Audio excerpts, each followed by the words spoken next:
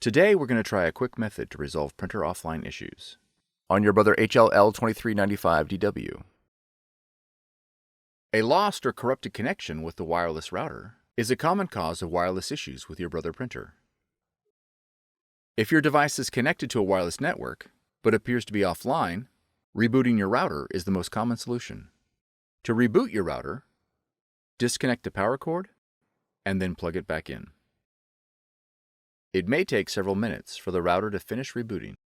Please make sure all the lights on the router have come back on before proceeding.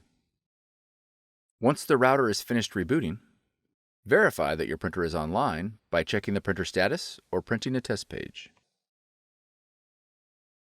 For more tutorials, FAQs, and videos, visit us at www.brother-usa.com. If you found this video helpful, be sure to subscribe. Thank you for choosing Brother.